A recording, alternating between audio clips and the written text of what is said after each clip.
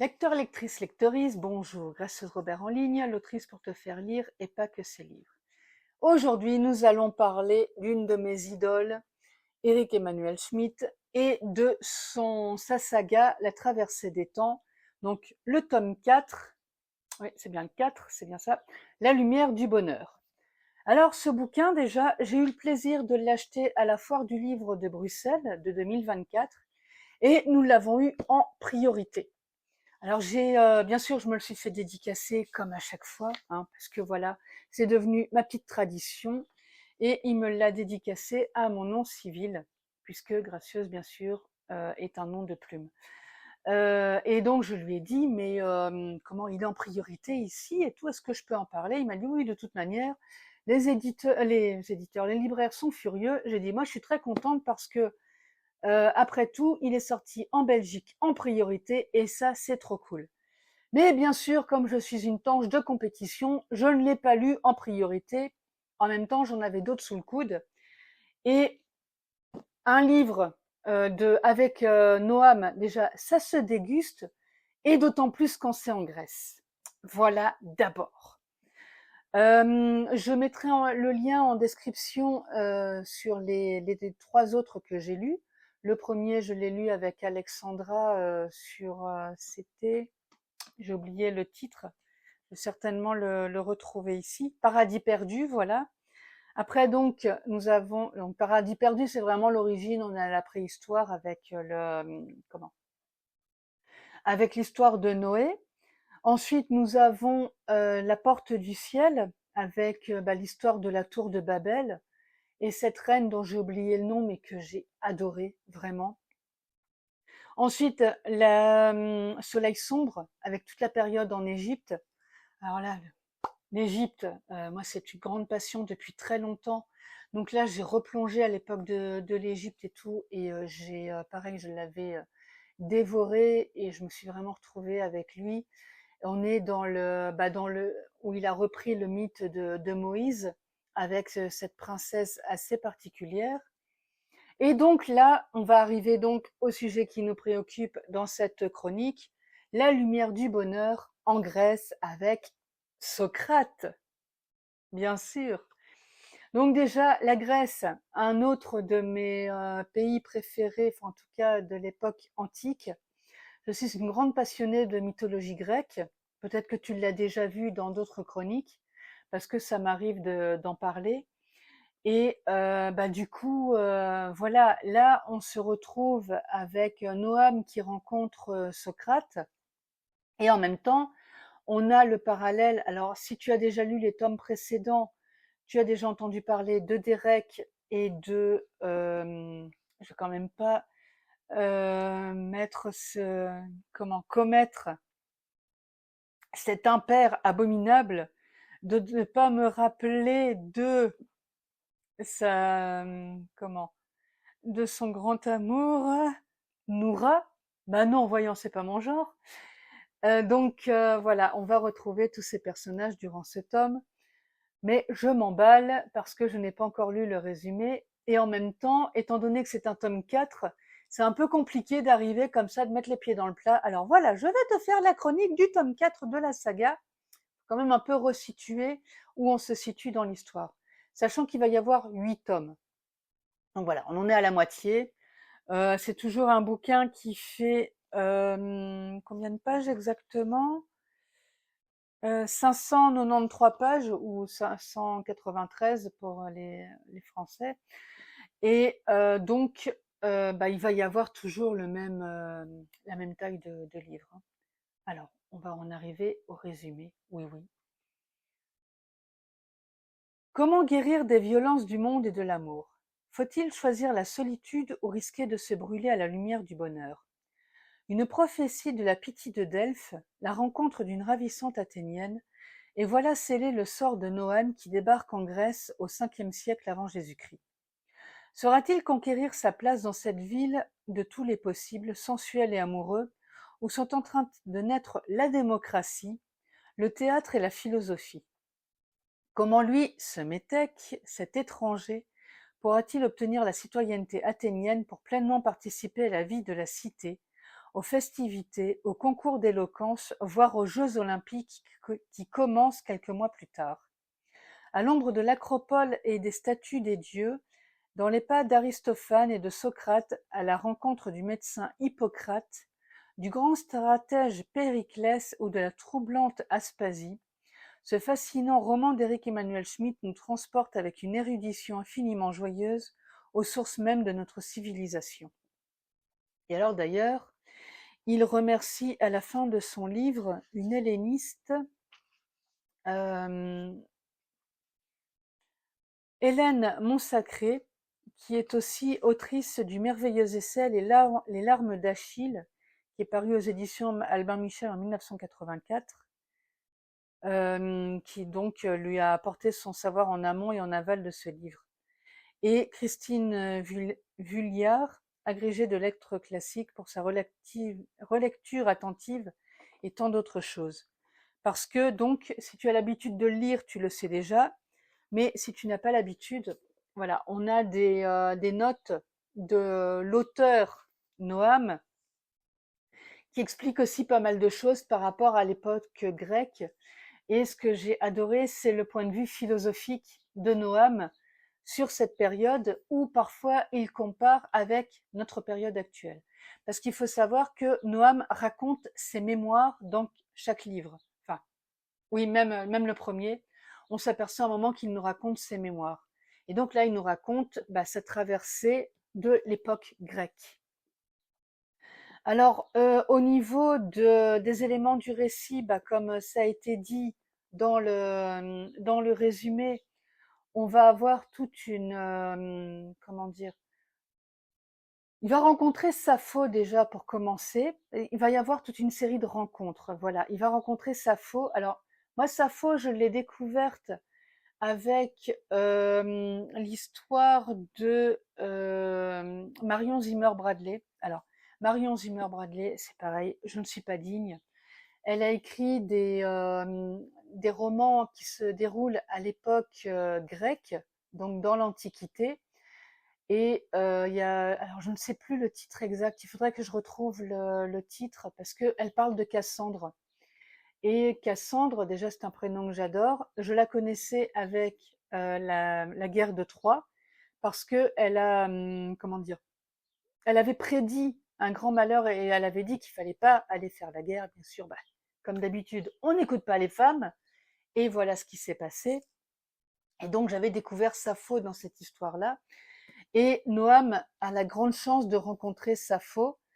Un petit regret, c'est que voilà, il la rencontre et il n'y a pas enfin, il creuse pas vraiment cette histoire-là et ça m'a manqué. Mais bon, ça c'est pour mon goût personnel complètement, parce que comme je disais, j'ai adoré cette poétesse. En plus, voilà, c'est une grande poétesse et vu qu'elle vivait sur l'île de Lesbos et que elle a eu des aventures avec des hommes et des femmes, c'est d'elle que vient aussi le terme lesbien. Et voilà, donc c'est pour ça que pour moi c'est un personnage très important par rapport à toute cette liberté qu'elle avait et tout ce qu'elle a pu entretenir. Je pense que je lirai un bouquin sur Sappho et que j'aurai l'occasion de chroniquer pour expliquer aussi toute la passion que j'ai pour ce personnage. Et donc notre Noam, euh, il va rencontrer donc une Athénienne qui s'appelle, je ne sais plus, et il va vivre une grande histoire avec elle. Et voilà, elle est athénienne, mais on est dans l'époque, c'est là que je voulais en venir, parce que je me suis un peu perdue dans tout l'ensemble entre les rencontres et le reste.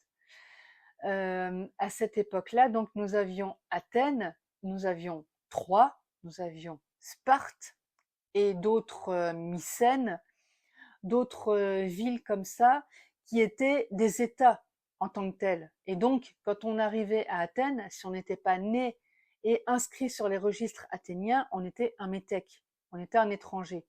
Alors, on n'était pas un étranger comme aujourd'hui, ça peut être considéré et mal considéré par certaines personnes.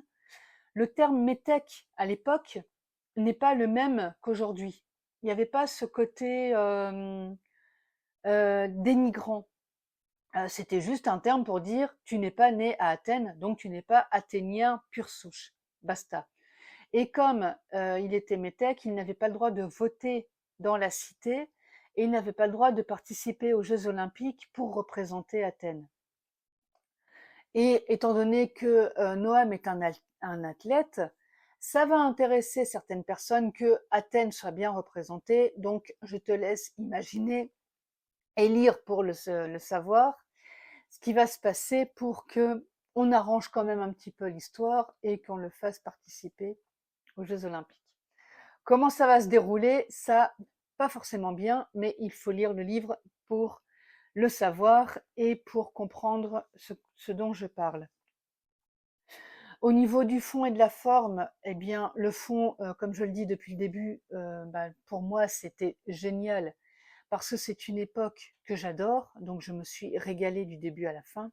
D'ailleurs, j'étais toute triste parce que je voyais les pages qui défilaient et je disais ça va bientôt être fini. Non, je vais quitter la Grèce antique, j'ai pas envie.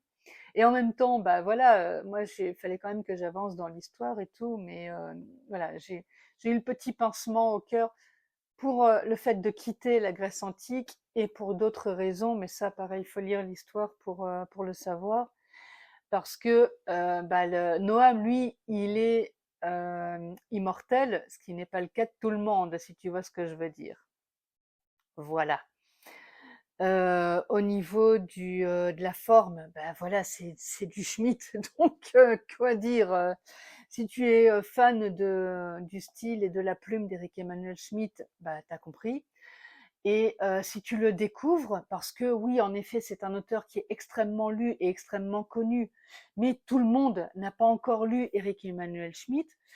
Personnellement, je te conseille de démarrer avec cette. Alors, si tu aimes les pavés, hein, quand même, faut le dire aussi, mais pour rentrer vraiment dans un univers qui est très sympa, qui te fait partir dans l'histoire avec un grand H et qui te fait partir dans un roman, alors dont tu connaîtras la fin dans quelques années, mais en attendant, qui est quand même assez palpitant parce que il y a plein de choses qui se déroulent dans ce roman. Il y a pas mal de personnages auxquels tu peux t'attacher. Tu as une partie très historique, oui, mais en même temps, tu as le développement des personnages qui est vraiment passionnant. Et puis, tu as toute cette partie philosophique. Alors, entre justement la civilisation de l'époque et le regard de l'homme contemporain qui te raconte ce qui s'est passé à cette époque, avec les annotations dont je parlais tout à l'heure. Donc voilà, donc plonge et laisse-toi embarquer. Et après, comme ça, tu pourras aller lire, en attendant le tome 5, tu pourras aller lire les autres livres d'Éric Emmanuel Schmitt. J'en ai chroniqué quand même un certain nombre parce que, bien sûr, j'en ai lu un paquet. Je n'ai pas encore tout lu. Personnellement, je ne sais pas si je lirai tout ou si j'aurai envie de tout lire, mais j'aime bien passer d'un auteur à l'autre, d'un style à un autre, etc. Donc, c'est pas avec moi que tu vas avoir tous les romans chroniqués directement en un bloc. Parce que il en faut pour tous les goûts déjà, donc en tant que chroniqueuse, je vais aller lire un petit peu partout. Et c'est vrai que même dans son œuvre à l'auteur en lui-même, il a écrit des pièces de théâtre, il a écrit des nouvelles, il a des très chouettes recueils de nouvelles. Il prône la nouvelle aussi. Donc, si tu n'aimes pas les pavés ou les romans historiques, tu peux aller regarder dans ce qu'il a écrit. J'ai chroniqué aussi un recueil de nouvelles qui était sorti il y a 2 ou 3 ans, je crois, qui est très chouette, avec des nouvelles qui sont complètement différentes et qui abordent des thèmes assez variés. D'ailleurs, il prône les nouvelles parce qu'il dit que c'est un genre qui n'est pas très affectionné en francophonie et trouve ça très dommage. Revenons-en à nos moutons.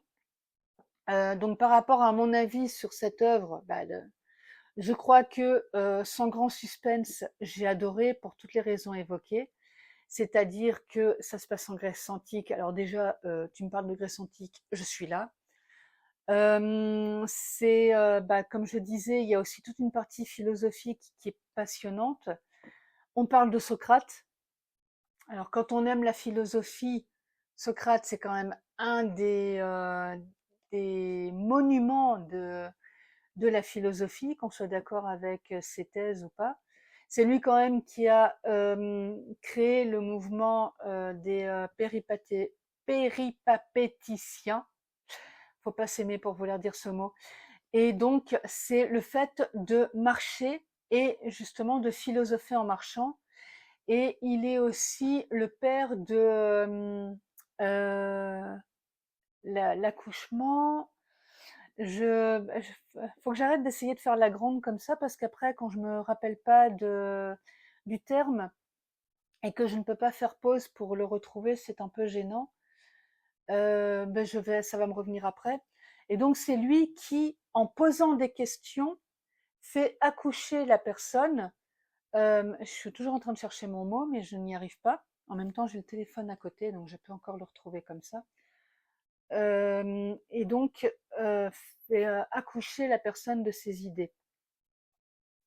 Au niveau de mon personnage préféré, le temps que je retrouve mon fameux terme, c'est pénible hein, quand t'as le terme sur le bout de la langue là comme ça et qui veut pas venir. Donc mon personnage préféré c'est Xantippe parce que bah déjà elle a un caractère. Je pense pas que je m'en ferais une amie parce que oh Dieu. Mais par contre, elle est tout bonnement géniale. C'est le genre de femme que tu aimes ou que tu détestes. Et ça c'est très chouette. Bon, là je l'ai en anglais, donc ce qui ne m'aide pas. Euh, et donc on va revenir sur Xantippe, ça me reviendra le mot. Et si je termine ma vidéo sans l'avoir retrouvé, ce qui pourrait très bien m'arriver, je le mettrai en description. Comme ça, eh ben, tu pourras aller faire un petit tour sur les descriptions. De temps en temps, je mets aussi des choses intéressantes. Alors Xantippe, que dire de cette femme? Déjà, elle n'est pas très belle, selon les critères de l'époque, parce que, alors maintenant, à notre époque, au XXIe siècle, où on doit être bienveillant, on ne doit pas juger les gens sur leur apparence physique, tout le monde il est beau, tout le monde il est gentil. Là, ce que j'ai aimé avec Xantippe, justement, c'est une femme qui n'est pas forcément belle selon les critères de l'époque, qui a un caractère de chien, comme on peut dire, selon le langage familier. Et quand elle a quelque chose à dire, elle va pas passer par quelqu'un d'autre pour te le dire, elle va te le dire en face. T'es pas content, t'en prends une et basta. Voilà. Donc elle, c'est tout le contraire de la bienveillance. Alors, elle veut protéger sa sœur et c'est quelqu'un qui est entier. Oui, ça existe encore. Ça existait à cette époque-là et ça existe encore aujourd'hui. Et quand elle veut faire quelque chose, bah, elle le fait à fond. Donc quand elle protège sa sœur, elle y va à fond au détriment de l'entourage et de sa sœur elle-même, la pauvre. Et donc, voilà, moi je l'ai aimée parce que, eh ben, elle a pour son caractère, pour tout ce qu'elle a pu faire Daphné. Sa sœur, c'est Daphné, voilà, quand elle protège Daphné, la pauvre. Et donc, ce que j'ai apprécié, c'est que si elle t'aime pas, tu le sais. Si elle t'aime, tu le sais aussi. Mais là, bah, tu te protèges comme tu peux. Et en même temps, elle peut agir dans l'ombre malgré ses apparences. Et quand elle a décidé de t'aider, elle va jusqu'au bout. Et c'est quelque chose qui est très louable de sa part. Et je trouve que même à notre époque de bienveillance, etc., entre les paroles et les actes, souvent, il n'y a pas un fossé, il y a un ravin. Elle, au moins, tu sais à quelle sauce tu vas être mangé et tu sais comment ça va se passer. Et pour la petite histoire, Xantippe, c'est l'épouse de Socrate. Voilà. J'avais hésité entre elle et notre cher, un autre personnage qui est très, comment, très important dans l'histoire. Je ne le retrouve pas, bien sûr, sinon c'est pas drôle. Il va vraiment falloir que je trouve comment faire une pause sur un iPhone parce que ça va être compliqué sinon. Alcibiade. J'ai hésité en me disant quel est mon personnage préféré, Alcibiade ou Xantippe. et Alcibiade est un homme déjà. Et c'est vrai que d'habitude, j'ai tendance à dire: «Ah ouais, mais c'est Alcibiade, enfin, c'est les hommes parce que je les aime beaucoup et tout machin». Mais Xanthippe, non, elle est terriblement humaine et bah, voilà, elle a tout ce côté, qui fait que on peut pas dire que son physique ressemble à son caractère, c'est pas vrai. Elle a transcendé son physique qui est pas forcément gracieux en quelque chose de différent et Socrate est un grand homme, mais derrière lui, il y a aussi une grande femme et je pense que c'est Xanthippe. Voilà. Alors, à qui recommander ce livre? Bon, bah, je pense que je l'ai déjà dit dans ma chronique, qui est déjà quand même assez longue, mais quand on aime, on ne compte pas. Donc, à recommander ce livre aux amateurs d'histoire avec un grand H, aux amateurs de pavés, parce que c'est quand même un sacré livre à lire. Et, mais quelque part, oui, il y a beaucoup de pages, mais tu es tellement entraîné dans l'histoire qu'à un moment, tu les vois plus, les pages, quoi. Tu continues, ça défile, et à un moment, tu dis, oh là là, encore une dernière page, et puis tu te retrouves à lire encore 2 chapitres, quoi, tellement tu es dans l'histoire. Et à recommander bah, aux amateurs d'histoire philosophique, de romans philosophiques, parce que quand même, il faut le dire, c'en est un. Voilà. Je n'ai toujours pas retrouvé mon fameux terme qui a été fondé par Socrate, parce que bah, tout simplement, comme j'étais occupée à parler pendant que je cherchais, je ne l'ai pas retrouvé. Donc, regarde en description et tu le retrouveras. À très vite pour une autre chronique. Alors, maintenant que tu as regardé ma chronique, je vais quand même me présenter, Gracieuse Robert, l'autrice. Donc moi, j'écris des histoires, bah, j'allais dire contemporaines, mais non, pas que, parce que j'ai aussi écrit une histoire fantasy, j'écris aussi des nouvelles. Donc je suis plutôt une autrice slasheuse, c'est-à-dire que je vais écrire des romans, des nouvelles, des lettres, des histoires courtes, des histoires longues, avec des thématiques quand même que j'estime assez fortes. J'aime beaucoup parler de la femme, de la maternité et de la famille, parce que par exemple, dans la descendance de Kilijo, j'ai quand même beaucoup abordé le thème de la famille et de la paternité. C'est-à-dire que mon personnage a eu une enfant, il apprend qu'il est père quand elle a 5 ans, et étant donné que la mère est morte, il va récupérer l'enfant pour l'élever lui-même. J'ai écrit aussi sur bah, dans ma vie en blog, une femme qui ne veut pas d'enfant, et son amie Claire non plus d'ailleurs. Dans Les voyages forment la jeunesse, Agathe, l'amie de Clotilde et de Claire qui ne veulent pas d'enfants, elle en a deux, et elle part en voyage avec son mari parce que bah, elle s'est aperçue qu'ils se sont oubliés en tant que couple en s'occupant de leurs enfants. Madame Eugénie, qui est une nouvelle, là par contre, c'est justement: est-on une femme si on n'a pas d'enfant? Parce que je lis quand même assez souvent que une femme est une femme accomplie quand elle a eu un enfant. Alors, tout mammifère peut avoir un enfant, ou un petit, et donc je ne vois pas en quoi quelque chose qui est naturel et qui est, je dirais, à la portée de beaucoup, la majorité, on va dire, parce qu'on ne va pas parler du cas des femmes qui sont stériles, peut donner naissance à un petit, et je ne vois pas en quoi ça va permettre à la femme d'être plus accomplie qu'une qui n'en a pas eu, que ce soit par choix ou par, comment dire? Par, biologie. Bref, donc voilà, pour présenter un petit peu ce que je fais et en quoi j'officie en tant qu'autrice. J'anime aussi des ateliers d'écriture, donc là où justement on va pouvoir aborder soit des thématiques très fortes, soit on va pouvoir s'amuser, juste à développer la créativité, prendre un petit temps pour soi, pour, jouer avec les mots, et surtout aussi lire en public. Parce que, pareil, en discutant avec les gens, il y en a beaucoup qui écrivent ou qui n'osent pas écrire parce qu'ils se disent ils intéressent personne, ou qui ont peur de recevoir le retour de quelqu'un. Mais, on peut faire des retours constructifs, et on peut justement, en s'entraînant, améliorer pas mal de choses. Parce qu'il faut arrêter de s'imaginer que on va directement écrire un texte comme ça, il est fabuleux, paf paf, il est imprimable et on y va, quoi. Non, un texte, ça se travaille, et puis, bah, en écrivant, c'est en écrivant qu'on devient écrivain.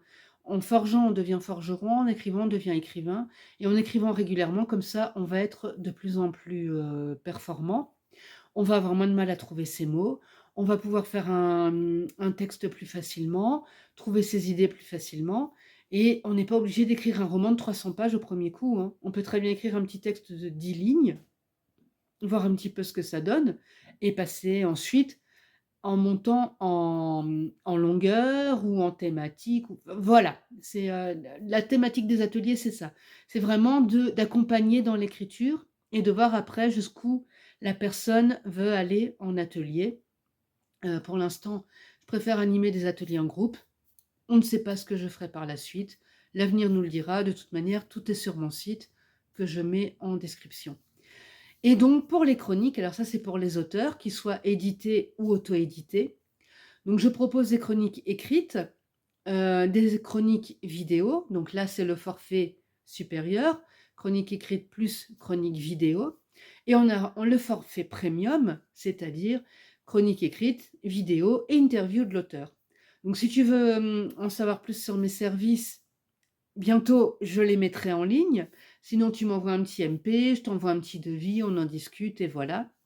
Le but, bah, c'est de faire la promotion du livre, d'expliquer selon un plan établi. Alors je cherche, je n'ai plus mon petit cahier, mais j'ai un plan établi pour faire ma chronique, pour expliquer un petit peu ce que j'ai pensé du livre.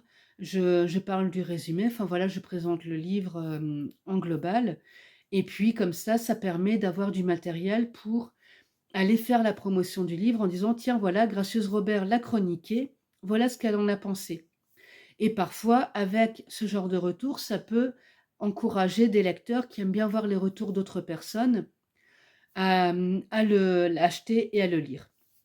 Voilà, parce que quand on est auteur, on sait à quel point un retour est précieux, surtout un retour argumenté. Voilà, moi je te laisse retourner, vaquer à tes occupations et si tu veux, des renseignements, n'hésite pas, tu m'envoies un petit mail, mon assistant te répond dans les 48 heures et comme ça, nous pouvons discuter de ce que je peux te proposer. Je te dis à très vite.